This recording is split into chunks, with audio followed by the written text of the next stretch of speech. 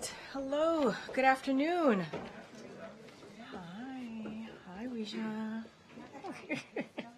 Oh, that's right. We are a bit early. Got 9 more minutes before it's afternoon. Okay. Today, President Biden announced that a record-breaking 21.3 million Americans have enrolled in health care coverage through the Affordable Care Act. It's another major milestone in his work to expand access to affordable health care and lower costs for families. Not only do more Americans have health care coverage than ever before, but thanks to the Inflation Reduction Act, which every single Republican in Congress voted against, this president has capped the cost of insulin to $35 for seniors, allowed Medicare to negotiate lower prescription drug prices for the first time ever, and has saved millions of Americans an average of $800 per month on their health care insurance. The American people have made it clear they don't want the Affordable Care Act weakened and or repealed. They want it strengthened and protected. President Biden will continue to fight to bring down health care costs and prescription drug costs as well. With that, we have the Admiral in the briefing room today who's going to give us a little bit of an update on travel to Africa and also an update on the latest on the Middle East. Okay, Admiral. Afternoon, everybody. So, yeah, I do have a little bit of a Yeah, good morning. No, I wasn't paying attention, clearly. I do have a little bit of a grab bag of stuff to get through, and I'll promise I'll try to do as quickly as I can. Yesterday, as I think you're all aware, in direct response to a series of escalatory attacks against U.S. and coalition personnel in Iraq and Syria, including, of course, at Al-Assad Air Base over the weekend, the United States military conducted strikes on facilities that were used by the Iran-backed Kataib Hezbollah hit militia group, as well as other affiliated groups in Iraq. Initial reports that we're getting indicate that we had effective results on all 3 targets. 2 headquarters buildings and an intelligence facility were destroyed. I want to emphasize that these actions were taken in self-defense following, of course, the attack on our forces in Iraq, and certainly consistent with international and domestic law. As the President has said, we're not going to hesitate to take necessary action to protect our troops and our facilities, and we'll stay vigilant going forward, of course. Separately, I'm also sure that you saw yesterday a joint statement from 24 countries expressing support for the action that the United States and our United Kingdom Armed Forces, with support from Australia, Bahrain, Canada, Netherlands, took against the Houthis on Monday. I think it's notable that more and more countries now wanted to show that they condemn Houthis' indiscriminate and unlawful attacks on international commerce, and that they support the actions that we and our partners are taking.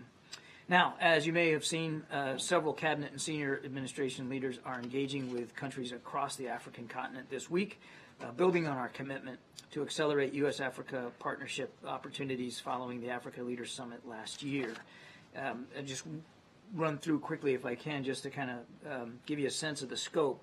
Secretary Blinken, of course, is traveling to Cabo Verde, the Ivory Coast, Nigeria, and Angola this week. U.S. Ambassador to the United Nations Linda Thomas-Greenfield is visiting Guinea-Bissau, Liberia, Sierra Leone. U.S. International Development Finance Corporation CEO Scott Nathan led a presidential delegation to attend the inauguration of the DRC President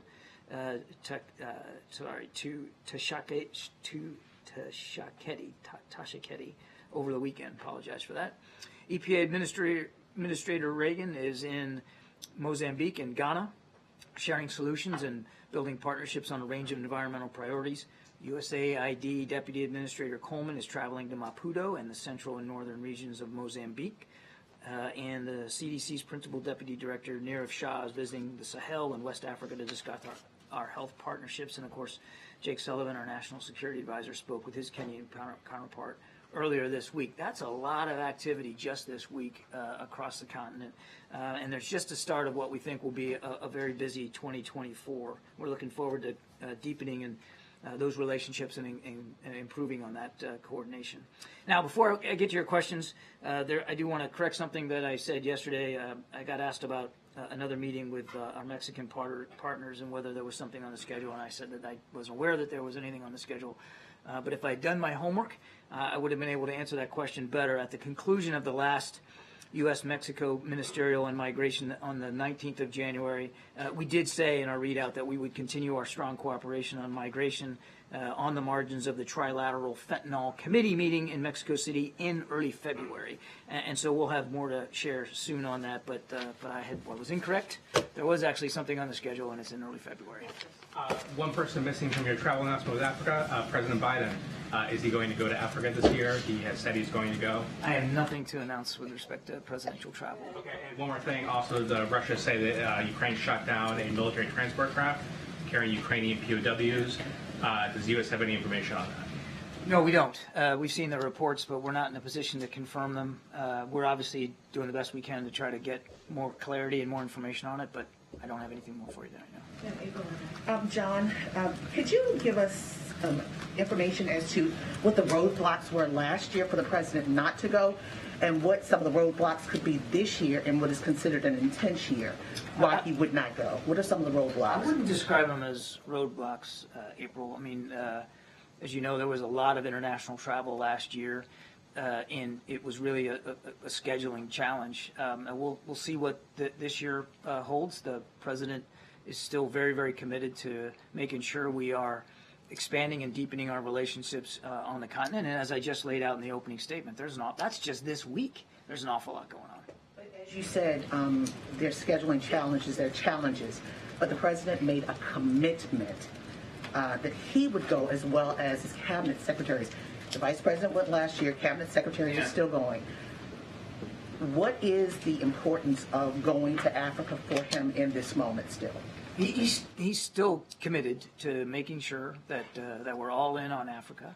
And again, I don't have travel to speak to now, April, but I can assure you that the president's very, very committed to deepening the relationships we have on the continent and to furthering all the lines of effort that we agreed to in the Africa Leaders Summit. That's why so many administration officials are visiting right now. So what are the positives that have come out of all the administration officials going and not him thus far? There's an awful lot of good work being done here, and I just kind of laid out for you briefly who's going and what they're and why they're going and what they're trying to get done. And all of these visits, all of these discussions, very much build on the Africa Leaders Summit and the things that we committed to doing economically, diplomatically, socially, and even in some ways from a security perspective. So I think we'll have good, I think, a sense once these trips are over and these principals come back on what kind of progress they made, and we'll just continue to work at it.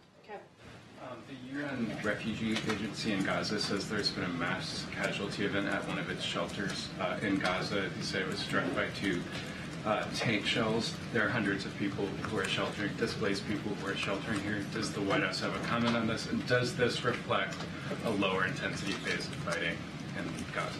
I don't have any information on this particular event, the way you described it. I don't have any background on it to share. I'm just learning about it myself. So look, why don't we, when the briefing's over, we'll see if we can comment on it one way or the other. I don't know. That aside, with the caveat that I don't know anything about this particular event that you're describing, the Israelis have taken steps to transition their operations. They have removed a division of troops. That's a lot of troops. That's thousands of troops. And they are pursuing on the ground more targeted operations particularly against the leadership. They are relying less on airstrikes. Low intensity operations doesn't mean no intensity operations.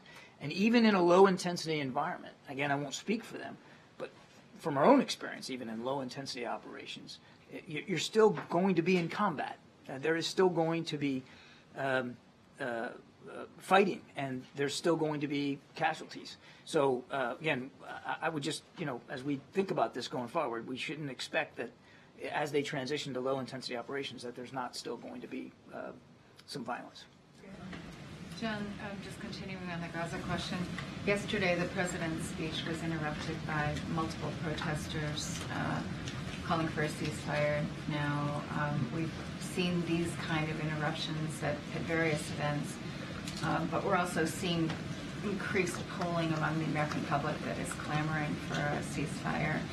Is the president, is his perspective on this changing at all, given the daily mounting casualty toll is he starting to rethink whether it might be prudent to ask for a halt in the fighting and beyond just the pause? I would remind that since a very early going in this conflict, we have been urging our Israeli counterparts to be careful and precise. We have talked about the civilian casualties and how we don't want to see any more. We have urged them to take different actions, and they have responded to that advice and counsel. He understands that there are strong feelings here on all sides, as you would expect. I mean, he's been doing this a long, long time. He also believes it's really important that Israel have the right and the ability to continue to defend themselves against what is clearly still a viable threat from Hamas.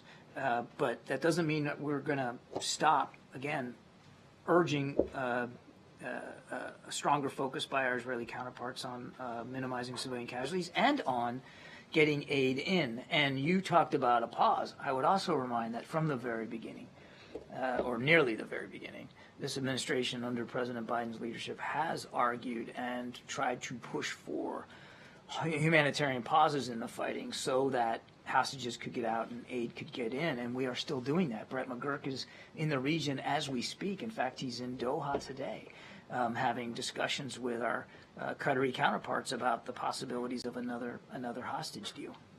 Can I just follow up, I'm sorry, on that? So the president has been pushing for pauses. You've been talking here from the podium about pauses.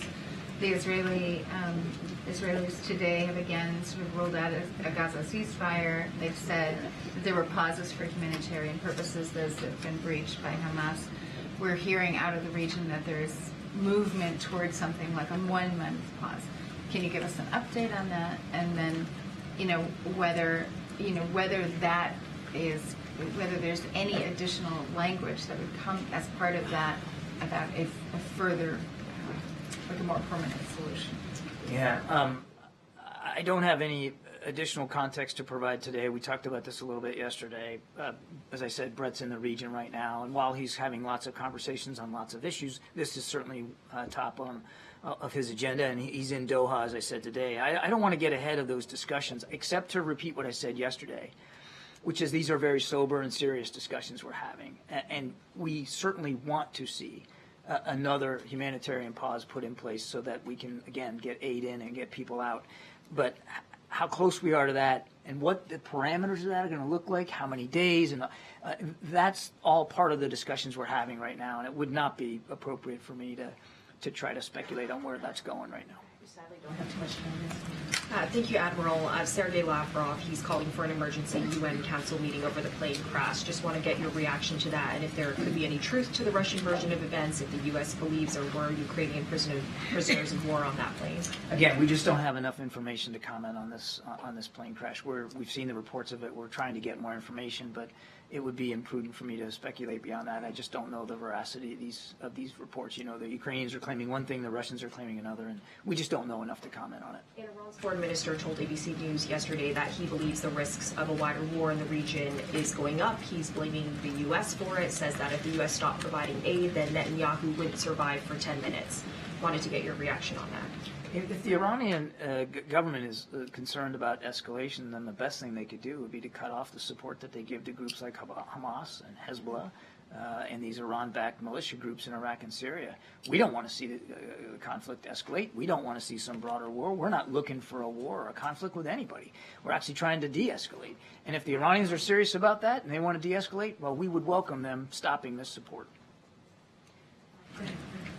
John, could you give an assessment on what the White House's assessment is of the hunger crisis in Gaza?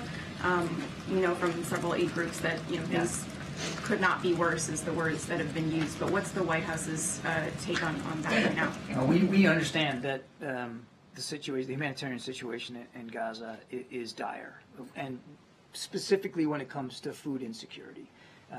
We're mindful of that, which is why, again, you got Brett in the region right now.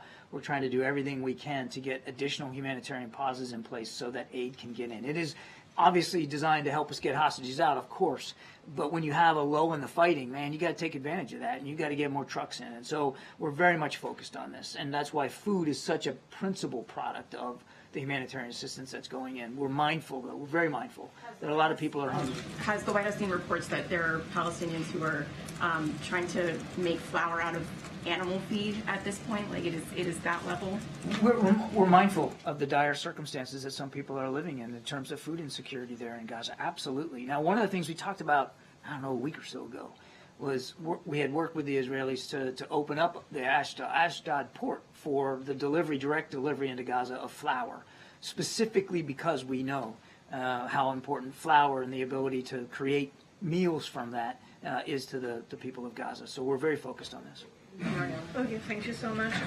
Admiral, can you comment on what happened in the Red Sea this morning? 2 masked vessels had to turn back after explosions happened. So were these explosions due to strikes by the Houthis? And if so, does it mean that the campaign against the Houthis still is not working? What I can tell you, and what I do know what happened today, was that there were 3 Houthi missiles fired at 2 merchant vessels and in the southern Red Sea. 1 missile missed by something like 200 kilometers. The other 2 were shot down by a U.S. Navy destroyer. That's what I know. It's obviously underscores that the Houthis still intend to conduct these attacks, which means we're obviously still going to have to do what we have to do to protect that shipping. Following on the humanitarian crisis, President Biden recently said that there were no sticking points when it came to the border deal, which of course impacts the supplemental, but there does appear to be disagreement over an aid package for Palestinian civilians.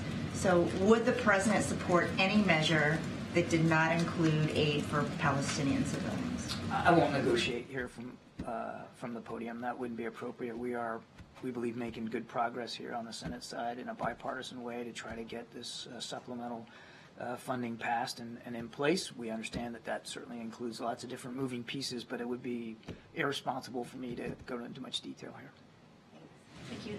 Admiral, I want to ask on behalf of my colleagues in Argentina, there are reports in local media down there that they're getting ready to finalize the purchase of the F16s that was approved in the U.S. Last year. I'm wondering what your read is on that and what you can say about the context of potentially Argentina moving closer to Washington, maybe further from Beijing. I don't have anything on the F-16s. Let me take that question and get back to you rather than try to pontificate from here. But obviously, we value the bilateral relationship with Argentina and certainly want to do what we can to improve it, grow it, deepen it. But let me get back to you on the F-16s. Last question, sir. Thank you. 2 questions. On Iran proxies, can you confirm reports that Iran has provided Mohajer 6 combat drone to the Sudanese army? And secondly, why is there a double standard when it comes to the administration dealing with the Iranian proxies in the region? On one hand, U.S. backs Israel annihilating Hamas, but only launches Operation which seeks degrading Houthis and Iranian-backed groups in Iraq. I'm not sure I understand the premise of the second question. There's no double standard here. We're acting in self-defense in both cases. The strikes against the Iran-backed groups in Iraq yesterday were designed to prevent them from continuing to attack our troops, self-defense. And the same thing goes for the attacks against the Houthis, whether it's ashore or knocking their stuff out of the sky when it's on the way to these ships like we did this morning. It's about self-defense. There's no double standard here. And I didn't understand your first question. What was the... Can you confirm reports that Iran has provided Mohajer 6 combat drone to the Sudanese army? To the Sudanese, I have not seen that report. I'll take the question and get back to you. Thanks so much, Admiral. Thank you so much. All right, Chris. I just wanted to just recap one thing. You said there's an app for travel out there. I was just sort of puzzled that there's nothing more on the president. You know, just thought there was going to be. We're all waiting for that at the end. I know. Well, he did talk about Africa travel, but not as it relates to the president. But there are, as you heard from the Admiral, cabinet secretaries, obviously being really active with their travel, going to the continent, and having really important conversations. Is it still the president's commitment to go to the continent? Look, it is the president's commitment to go to the continent as it relates to a timeline, a date. I don't have that to share with you at this time, but we wanted to lift up the cabinet secretaries, as we have also said that we would see an influx of cabinet secretaries traveling to the continent, which is what you're seeing, and the president is very much wants to go to the continent. Obviously, one of the reasons why we lifted up in the topper today is because the president wanted to show his commitment to the continent of Africa. And a personal question, Mike Donald and John Malley Dillon. Personnel. Personal question. Yeah, personnel. I was like, why now? Why here? Mike Donald and John Malley Dillon are leaving the White House for the campaign. When is their last day here at the White House? No, I appreciate the question. So, a couple of things. You guys all saw the president's statement last night, announcing that Mike Donilon and Jen O'Malley Dillon will leave the White House in the upcoming weeks to join the re-election campaign. Like the president said, they have served with dedication and purpose as we have delivered on a historic recovery, and he is thankful to Mike and Jen both for their service in the White House these past 3 years. Both are trusted advisors to the president, as you all know, who have deep experience and played important roles in the historic successes he has delivered for the American people, ranging from building an economy that works from the bottom up, middle out, not the top down, standing up for our basic freedoms as Americans, or protecting our democracy from unprecedented threats. And on a personal note, now I will say this personally, I've known Jen O'Malley Dillon for some time, and she has been an excellent colleague. Mike Donilon has become a friend over the last 3 years, and we are very sad to lose them. As it relates to a timeline, it's going to be in the upcoming weeks. I just don't have a timeline to share at this time. Okay, Kelly. In terms of the event yesterday, where the president obviously indicated that the views of the public are passionate and there are expected protests, is he now braced for protest at every event where the public is expected? So, look, let me just say more broadly, obviously the president respects people's right to speak out peacefully, as you just stated in your question to me, Kelly O. As it relates to events and what to expect, that is something for Secret Service. Obviously, they deal with that. It's not something that I can speak to. They look out for that. They deal with that, so I don't want to get ahead of the Secret Service process. But look, again, the president believes that Americans have the right to speak out, make their voice heard, as long as they do it peacefully. And so we respect that. And of course, the event was about, in large part, a strong view that the administration and the campaign have that reproductive rights, abortion rights are an essential in this campaign season. Do you get a sense that the president is going to find ways to do more to personalize this story of how women are affected by it? He cited ways where women are not getting medical care. He talked about how influential it is. Is there some other outreach that he can do?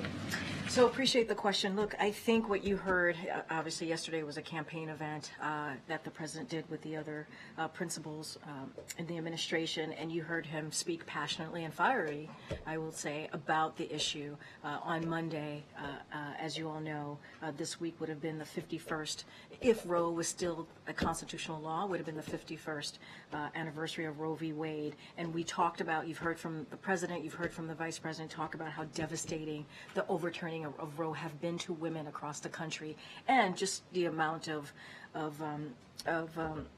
legislation that is restricting that right, reproductive right that we've seen in states. What I will say as it relates to outreach, there is something that I will share with all of you. On Sunday, the president and the first lady spoke to Kate Cox, who was forced to go to court to seek permission for the care she needed for a non-viable pregnancy that threatened her life. They thanked her for her courage in sharing her story and speaking out about the impact of the extreme abortion ban in Texas. The First Lady invited Kate to join her as a guest at the State of the Union, and Kate accepted. So those are ways that you're going to hear the president lift up those very personal stories. You saw that yesterday with Amanda, who came and who introduced the president, and it is important. It is important for Americans to hear the harrowing stories that we're hearing from women of their experiences across the country. And one last thing I'll say, and it looks like you have a follow-up, and I apologize, is that, this is a president and administration, the Biden-Harris administration is standing with majority of Americans on this, with majority of Americans. And Republican elected officials are just not. I know you had a phone. Is that a private call, or is that something that you recorded? Sometimes we've seen those as released later. What's the status? So it definitely was a private call. Pardon me, a private call. I cannot speak if it was recorded, but obviously it was a private call that they thought it was really important, the President and the First Lady, to reach out to Kate, as you all know and all have reported, and she's been on some of the networks here. Her story is incredibly powerful, devastating. And it speaks to the moment that we are in now when we talk about women having the right to make these deeply personal decisions about their health care that was taken away by the Supreme Court. And we have Republican officials that continue to talk about, and in Congress, introduce national bans. And so that is not where this president and this vice president stands, and you're going to continue to hear us speak to that. Okay, when you talk to the president afterwards, is he frustrated that he wasn't able to sort of deliver the speech as he intended? I mean, look, the president, from my view, and I think some of your colleagues have written about this, it was a fiery speech. It was a deeply, deeply impactful speech. You heard how the crowd reacted to the speech. It was a speech that I think landed in a way that talked about how this president and his entire administration is going to fight for women. And that is also important. Look, I said this at the top when I was asked this question. He respects all Americans, their right to speak out as long and make sure their voices are heard, just as long as they do it in a peaceful way. That's what we want to see. And he's made clear about where he stands on the issue that we've been talking about, obviously today, with Israel being able to defend themselves, understanding the painful time that a number of communities, and we're certainly working to be supportive of resource and respect different points of views. But he's been very, very clear. Look. We're gonna continue to be clear about that, where we stand, and also obviously respect the peaceful protest that Americans are allowed to do. Was there any effort after the speech yesterday to try and engage some of these protesters, to have President Biden talk with them directly? No, I can't speak to any opportunities to engage with the protesters, but obviously they made their voices very loud and clear. And I'll just leave it there. When is the last time he talked to folks who are advocating for a ceasefire? Well, look, I think he hears from Americans all the time. I think he in terms of like a direct conversation. I mean, look, I can't speak to a direct conversation that he's had, but he hears from Americans all the time about their different views that they have. And so that is something that the president is very aware of. So don't have any direct conversations to speak to, but obviously the president is aware of what's happening and how people feel. Okay.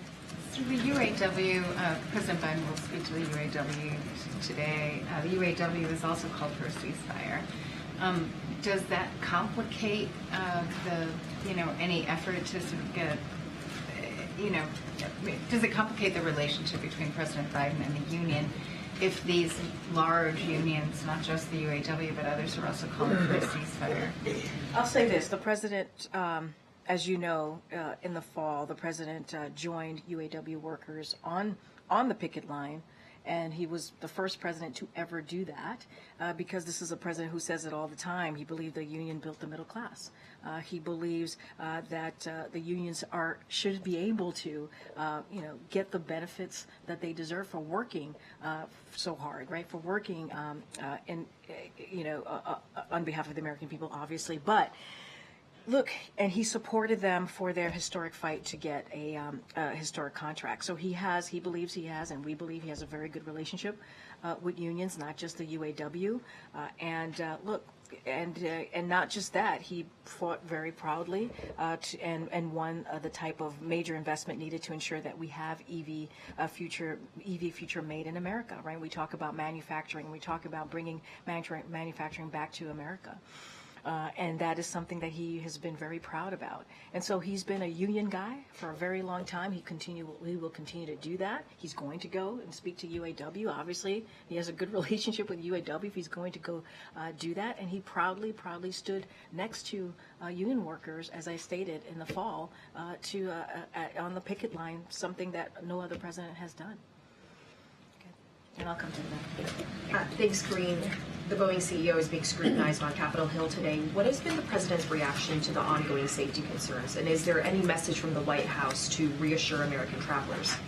Well, look, as I've stated, and I've stated this before, FAA, one of their number one priorities is to make sure that Americans feel safe flying. And certainly they've taken actions to show their commitment to make sure that flights are safe, and they feel safe doing that. I don't have any specifics. Obviously, as you just mentioned, the executives are on the Hill, and that is something FAA and is continuing to look into exactly what's going on there. I just don't have anything more to share. I'm going to not get ahead of what they're looking into. And just going back to the earlier question on the UAW, I know you can't talk about the campaign, but the president has called himself the most pro-union president. We haven't seen an endorsement yet. Could you just talk a bit about what the president's message is going to be and your views on whether or not he's going to clinch that endorsement soon? And not just the president has called himself the most pro-union president, other unions have called him the most pro-union president, so I just want to make that clear. I cannot speak to endorsements from here. That is something that the campaign would have to speak to. Again, the president was very proud to join union members at the picket line early this fall. He has fought for union members throughout, not just the last 3 years, but throughout his career, and that's something that he's going to continue to do. I'm just not going to speak to any endorsements from here. Go ahead, John. Thanks, Karine. Can you give an overview about the president's trip that he's taking tomorrow to Wisconsin? So, as you all know, he's going to go to Superior, Wisconsin. I'm not going to get ahead. We'll have more to share about that tomorrow, or if not later in the day. Look, and I think I said a little bit about this earlier this week when I announced the trip. He's going to continue to talk about investing in America, what he's doing to make Americans' lives a little bit more easier, right? Giving them a little bit more breathing room. Talk about Bidenomics.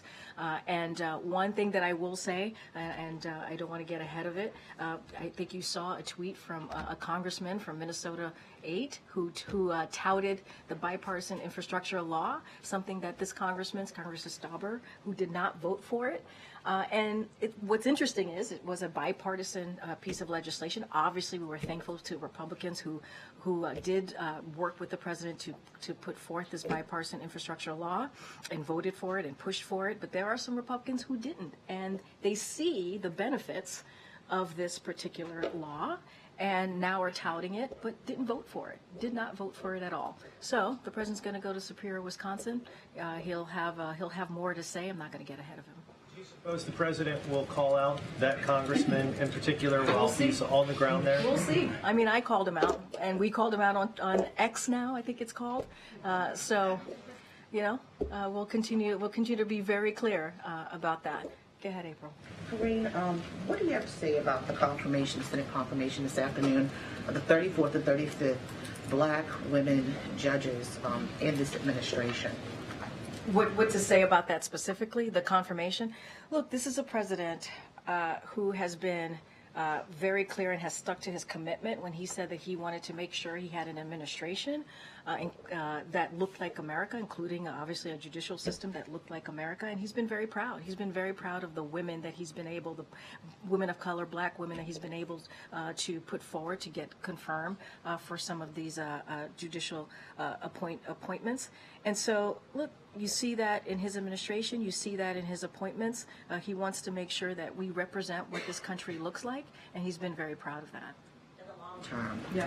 What does this administration believe that this will do to reshape the court system in this nation? Look, I think it's important that we have this type of representation, and you hear us say this many times. Representation matters, and I think that is important. Make sure we have obviously not just representation, but the women and the men and women that he has been able to appoint to these positions have been incredibly experienced. They've been impressive with their own record.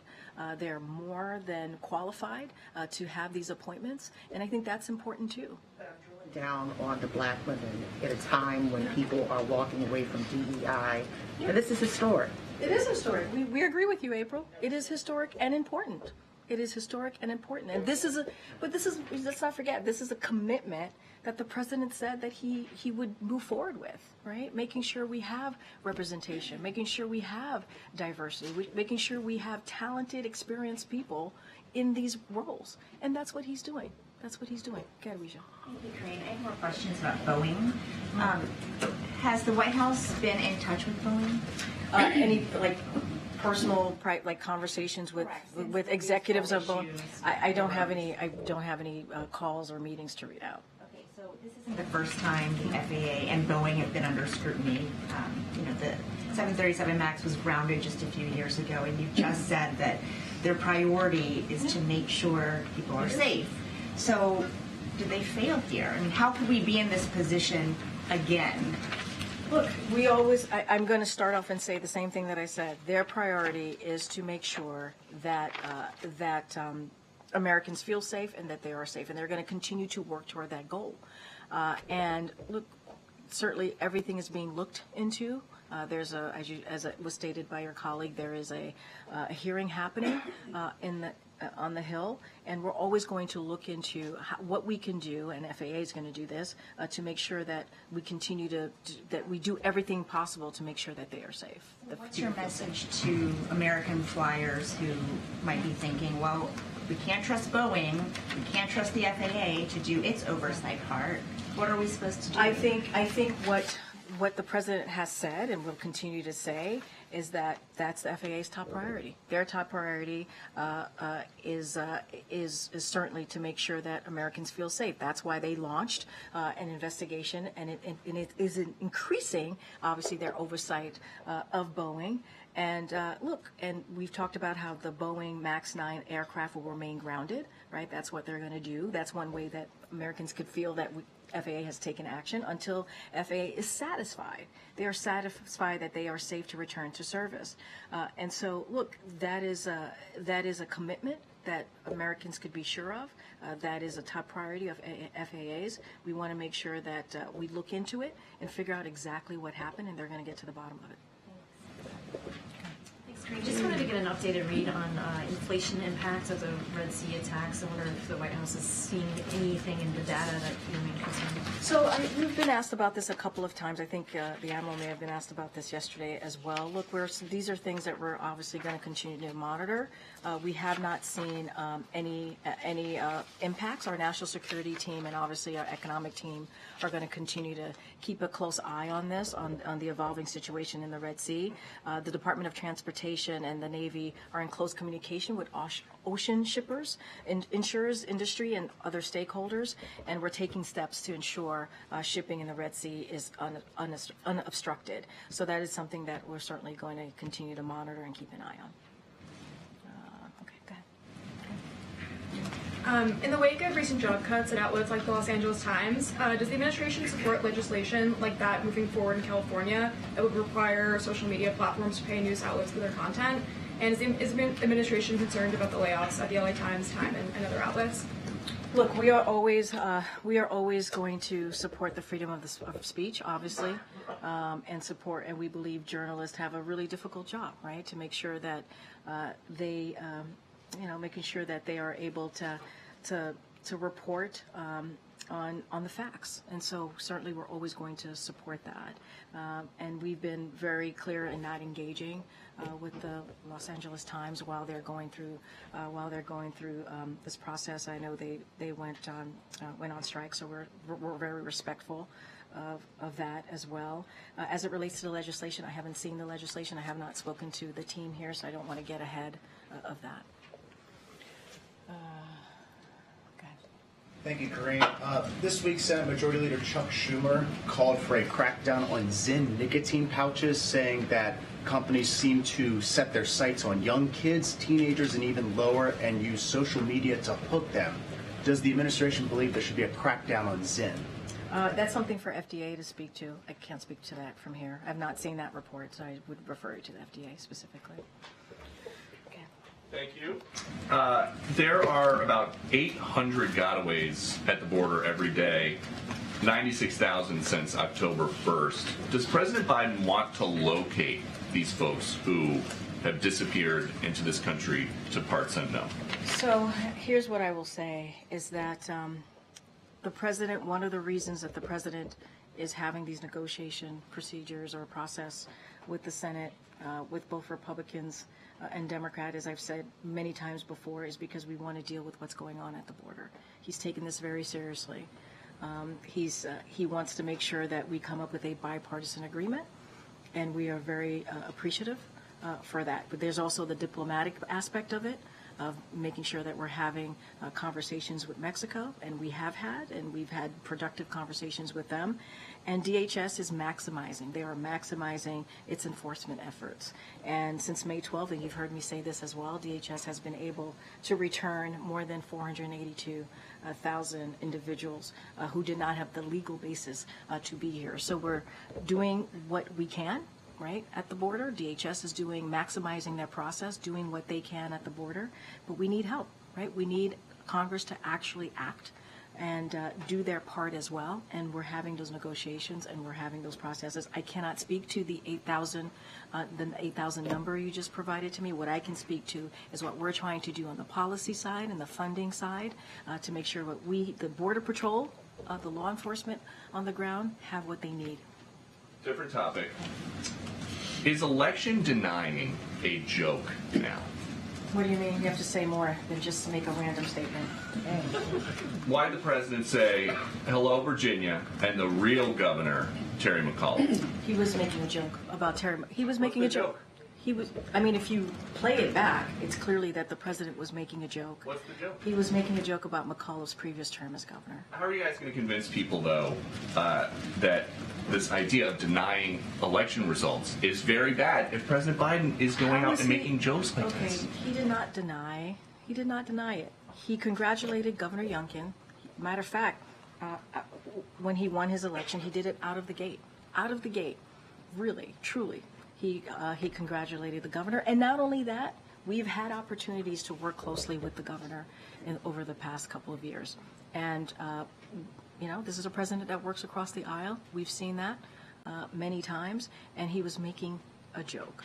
Go ahead, tell us. Do you have an update on the border negotiations? Has the president made any calls or done anything over the past couple of days to move those negotiations along? So the update that I can give you is that our team has been in regular contact daily with the negotiators on the Hill, doing obviously, as I mentioned many times, both Republicans and Democrats. We feel like it's been in good faith. We feel like we are grateful that these conversations have been happening for the past couple of months, and we certainly want them to continue. As it relates to the president tends to have conversations with members of Congress because of his long-term relationships with many of them. Don't have anything to read out, but I can say that our team here has been in regular contact, daily contact with negotiators. There was reportedly a pretty raucous lunch in the GOP Senate conference yesterday. A little bit of debate over whether or not Republicans should have multiple days, potentially up to 3 weeks to review this, as opposed to a deal being put on the floor and senators being forced to vote on it very quickly. Does the president, who was in the Senate for a very long time, have thoughts on whether or not Republican senators and Democratic senators should have time to review what? That is something, as it relates to the process and how they're moving forward, the process and the technical and the procedures and all of the things that is related to passing legislation or agreeing on a piece of legislation. That's something for the leadership to speak to. I can't speak to it from here. All right, we have to gather. Let's see. Go ahead, sir. Thanks, Karine. Kirby mentioned those ongoing talks with Mexico about immigration. Has that dialogue and the handshake deal with China from last year yielded any substantive results regarding fentanyl flow? Oh, yeah, absolutely. And I believe we made some announcements. Yeah, happy to get back to you with some announcement that we made after the meeting that the president had with President Xi on what we think was a productive conversation on fentanyl specifically. Look, the president has been very clear. When it comes to fentanyl, he wants to make sure we get that out of our communities across the country, and has been very committed in having conversation with Mexico and having conversation with China. We're happy to give you a more update on that. We have to go because you all have to gather because the president's heading to UAW. Thanks, everybody.